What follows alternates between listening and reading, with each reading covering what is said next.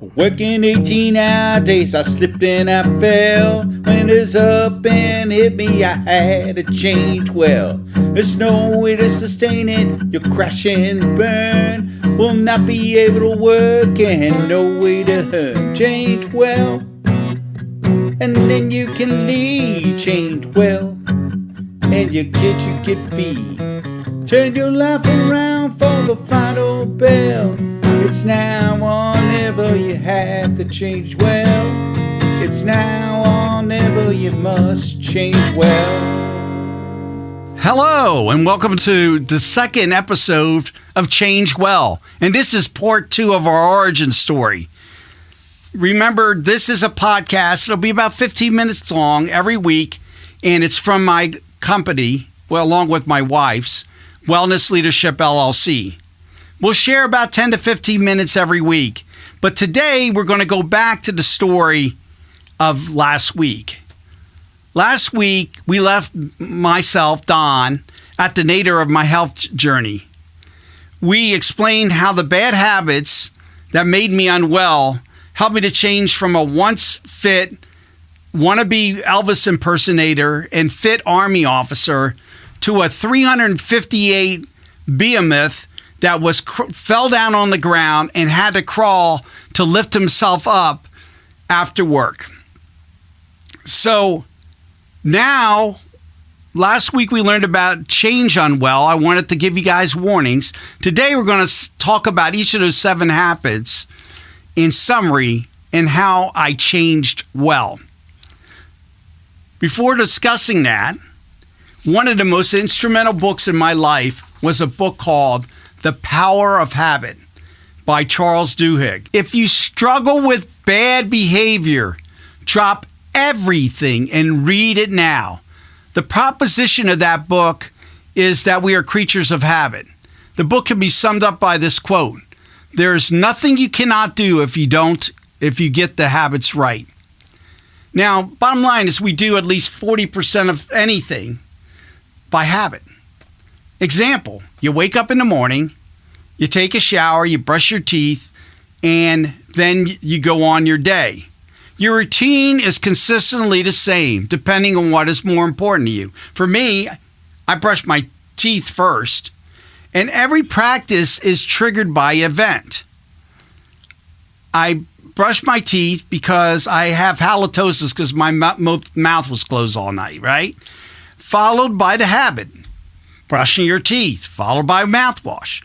And to gain a reward. In this case, the reward hopefully was a kiss from my wife without her turning away. First, you must realize the trigger, then the habit that returns the reward. Then you can substitute a habit for that trigger to get the same reward. You could change the intervening routine to be something well instead of unwell. You know, we are not Pavlov's dog, but we're pretty close to it. The difference with humans is we can discern the trigger and the routine and change our habits. So let's look at the 7 bad habits I had last week and how I changed each of those habits. Habit number 1, we talked about me binge eating everything, especially peanut M&Ms in this size of a cup. It actually was larger. New habit, I ate with filling fruit. So how did I do that? The first thing is I did 3 things. The first one was I figured out, hey, how many points in Weight Watcher point terms is this? It was 27 points for 1 cup. That was my whole day's allowance of eating, okay? So that was one thing that said, okay, it gave me a purpose of not eating that many. The second thing I did try to do is I realized what the trigger was and what was the reward.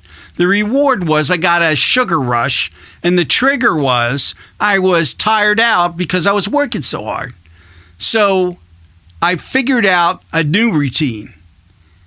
Equidistance from my desk to the peanut M&Ms, but the other way was fresh fruit. So I changed, and when I felt the trigger, instead of going this way, I went that way. Now, it didn't work initially. I had to really make a one-way sign in front of my desk, like, go that way. But over time, that simple change stopped me from eating the peanut M&Ms and switched and substituted with a better and favorable routine of eating fruit. It wasn't easy, but once you realize what to do and you get that habit going after 2 weeks, it'll stick. Second thing was we talked about me overworking. And the new habit was delegating. Okay? So I was working with this mixed up proposition that I had to be there. I had to be in the trenches with my people or everything would fall out of place. In that place, I was doing myself a disservice and the people working with me and for me. I wasn't giving them an opportunity to excel. I looked like I didn't trust them. And in so doing, I was running myself in the ground. So, chiefly, for selfish reasons at first, I said, hey, I got to delegate. And I got to unload and say no to some of my jobs, or I'm not going to make it. So I started adopting a new approach. I was a pretty tough boss, okay? So my new motto was mentor instead of mangle, okay? And that should have been the point at the very start. But at first, a selfish reason became an important reason to help my people. The next thing is not sleeping. That habit was terrible. I sleep more now, but still not enough. And let me tell you how I changed that. Okay, when I used to get on planes after working and went to our different sites, I would sit there, have a few drinks, listen to a podcast, get really into it. Oh, by the way, keep listening to this podcast if you're on a plane. But anyway, books, everything. So what I did was I changed that. I either, as soon as I got on the plane and I knew I was tired, to stop my mind, either, in my case, I prayed. Other people I've seen meditate. And then after a while, unless it was a really bumpy flight, I fell asleep. I got my sleep up by an hour on average, and now I'm up 2 hours. So I'm not there yet. I want to get 8 hours to sleep. I'm up to 7, but that's way, way better.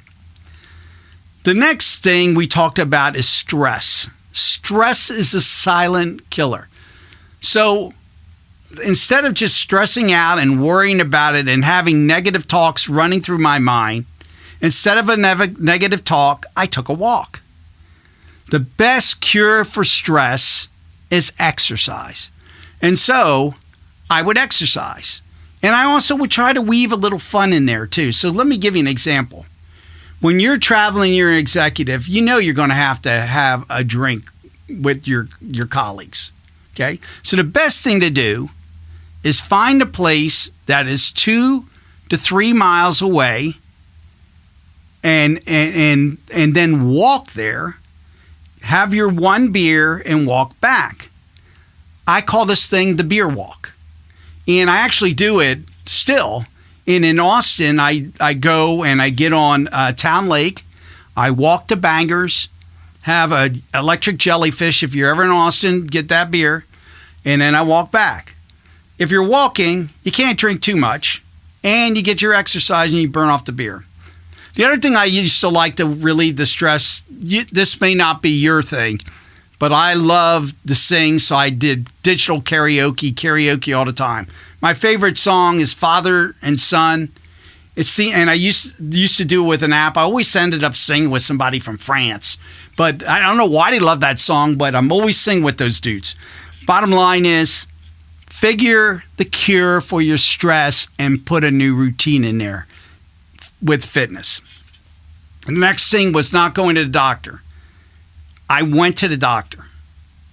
And I'm going to put a little corollary on this thing. You don't only go to the doctor. If you still feel bad, you press the doctor. So the first time I went to the doctor, I'm 358 pounds. I said, okay, this blood work's going to show everything that's wrong with me, and I'm going to flunk the heart stress test, and they'll help me cure. Wrong. I don't know how, but I had good cholesterol, and my blood sugar was high, but not too high. I guess I just carry my weight well. And the first time I did a stress test, nothing came up. But I was persistent because I was worn out. And lo and behold, we redid the test. I did have, quite frankly, I had congestive heart failure. So I had to take medication for that. The second thing is I had sleep apnea. So what I did is I went to the doctor and I followed what the doctor said. For the next year, on every plane flight, and it was every week, I carried a CPAP machine. And let me tell you, it helped out a lot. I lost like 25 pounds at the drop of a hat, and my feet were unswollen for the first time in 2 years.